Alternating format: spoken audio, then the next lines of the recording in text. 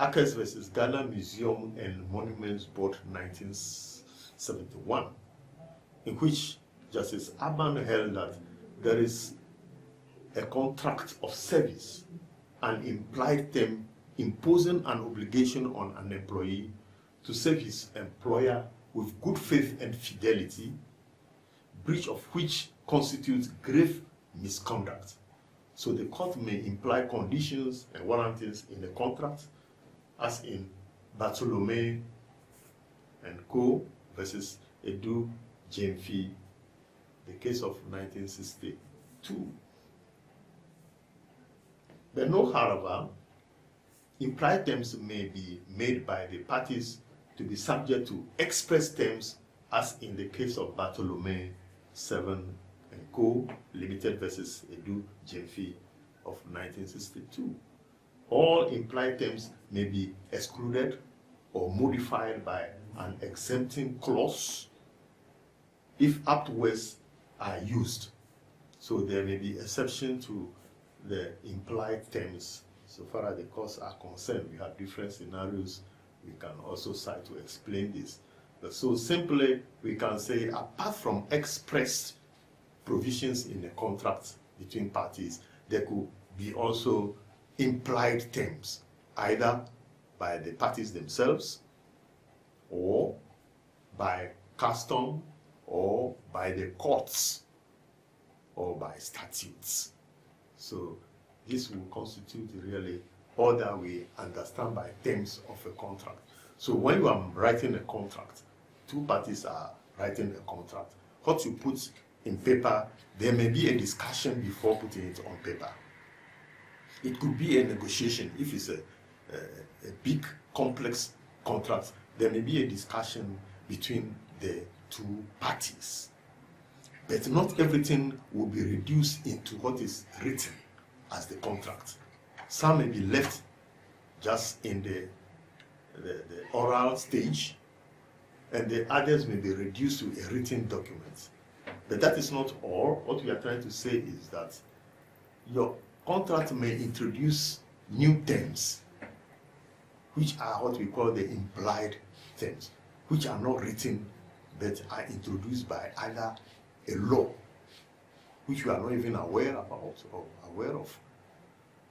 And these will add to your contract to make it a whole contract. When there is any litigation, these will be applicable. Now let's go to the next area, vitiation of a contract. Vitiation. Here we are talking about factors that invalidate an apparent or a purported contract, and we call them vitiating factors. They include mistakes of fraud, misrepresentation, fraud, incapacity, duress, undue influence, contracts against public policy, illegality, and unconscionability, unconscionable acts, unconscionability of contract.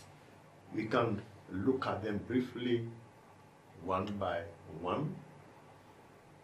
And what I want to explain before we look at them one after the other is that when all these listed vitiation factors are violated or are breached, there are certain legal consequences.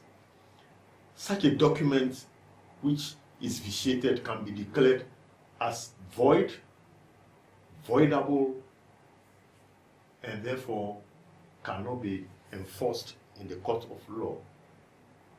So a contract may be declared void or voidable if found by the courts to be vitiated. A void contract does not have and never had any force or effect. Void means the contract is illegal, cannot be accepted from the day the contract was concluded. Even if it's 10 years earlier before they detected the vitiating factor, from that time, ab initio, we say ab initio, for the beginning of the contract is null, is void, it cannot be used. as if nothing has even existed and has no legal force. So a voidable, on the other side, a voidable contract is the contract itself is valid until steps are taken to set it aside by the courts of law. Meaning the contract itself may not be invalid or illegal, but maybe it was detected later there was a problem, and from that time it could be set aside and may be used again even if corrected. Public policy and illegality makes contracts unenforceable and therefore void. Most mistakes and other vitiating factors make contracts voidable. Absence of consensus makes contracts also void.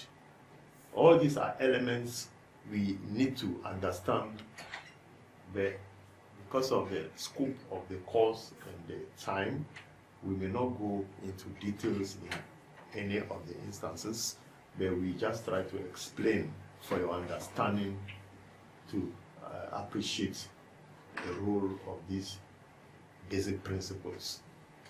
There are three types of mistake. Let's look at mistake itself briefly. How mistake can destroy a contract. A mistake can destroy a contract. We have three types of mistake. The first is what we call a unilateral mistake. It occurs when one party, A, is wrong about an aspect of the contract, and the other party, B, is aware that A is mistaken. So one party is aware, the other is not aware. If B is not aware that A is prevailing under a wrong perception, the law does not consider that there is a mistake. And the effect of unilateral mistake is in a contract is that it has no consequence, no legal consequence. So in this case, unilateral, one person is making a mistake, but the other person is not making any mistake. Well, if proof, it can also be a fraudulent matter because one party knows the other is mistaken but prevailed. Then we have cross-purpose mistake, where the parties are thinking of different things or different subjects and are not aware. None of them is aware is making a mistake. That is the assumption. For example, A describes two-story building and B is seeing 2 floors or 3-story building. The parties are not ad idiom. There is no consensus and no contract. So the contract will be void because they have not decided on anything. For a contract to be valid, there must be a consensus ad idiom. That means they must agree on one particular object or aware of what they are contracting. To explain that further with an illustration, imagine you are selling 2 of your cars. You have a VW car and then you have a Mercedes-Benz, and you tell your friend you are selling one of your cars. And the other party did not investigate to know which of the cars, they only assumed that you were selling the Mercedes-Benz. Meanwhile, the seller is selling the VW car, old car. That is what he's selling, but did not give you the illustrations further to check or anything. Then you were paying for a Mercedes-Benz car, and he was selling a VW car. So on what have they agreed? On nothing. Because when you are buying and selling, there must be a subject. He's paying for a Mercedes-Benz car, and the other colleague is paying is paying for a Mercedes-Benz car. You are selling your VW, and then the other person is paying for Mercedes-Benz. So they have not agreed on anything. It's null. There must be something, which means they don't have ideas meeting on a particular. So the court will say there is no contract made because there is no object involved. Where is the second person who should meet on what you are selling?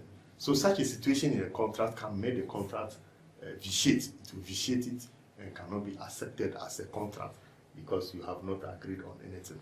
But there is a principle we have already talked about earlier, the principle that buyer beware. So you could check. Why not check to know what you are buying or selling? You don't just pay. So it is your problem to do that. The principle is yours to use. Then we have common mistake. Common mistake is where the contracting parties made an identical error about the same subject matter. Here the subject matter is one, but they all make mistake. Maybe they are now talking, both of them, they know it's a Benz car the guy is buying or selling. It's not, again, like the cross where we have involved a Benz car and a VW. But now it is the Benz car, and the two of them, they know what is involved in the contract is a Benz car. But there is a mistake of that same subject matter. Maybe it could be a mistake of the model, which makes the contract void or voidable. So in a common mistake, the subject matter